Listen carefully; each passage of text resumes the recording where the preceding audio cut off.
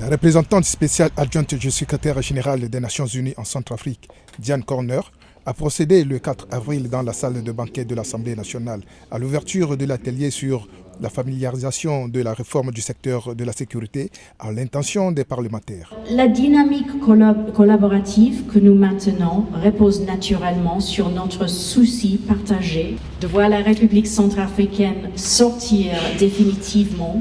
des cycles de violence et de le voir amorcer le chemin de développement durable dans un contexte de sécurité renforcé pour les citoyens, de cohésion entre les différentes composantes de sa population, animée par un esprit d'unité et de réconciliation nationale. La validation de la politique nationale de sécurité le 4 novembre 2016 et de la stratégie nationale de réforme du secteur de la sécurité le 10 mars 2017 par le président de la République, Faustin-Archange Touadéra, illustre l'engagement de la République centrafricaine dans un nouveau processus de réforme du secteur de la sécurité.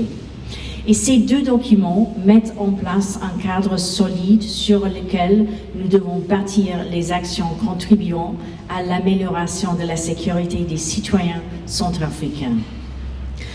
En réponse aux conflits multiformes que la RCA a traversés et qui ont détruit le tissu économique du pays, affaibli les forces de défense et de sécurité, désorganisé la chaîne judiciaire, détruit les infrastructures de base et provoqué une insécurité généralisée sur l'ensemble du territoire national, il y a lieu d'insuffler un nouvel élan à la réforme du secteur de sécurité. Alors c'est pour souligner l'importance du travail que nous faisons ensemble aujourd'hui, qui commence aujourd'hui.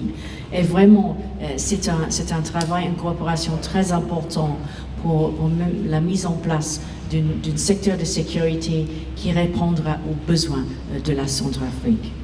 Cet atelier initié par les députés et appuyé par la MINUSCA a permis aux élus de s'imprégner des outils de la réforme du secteur de la sécurité.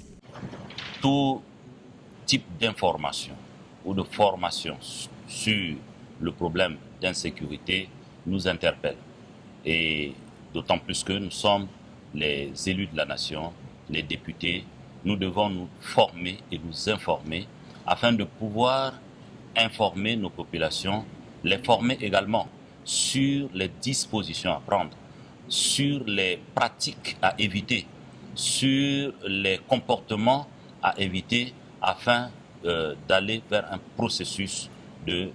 sécurisation de notre pays. Deux autres sessions seront organisées dans les prochains jours pour permettre aux élus du peuple de mieux comprendre le rôle de l'Assemblée nationale dans le contrôle démocratique du secteur de la sécurité.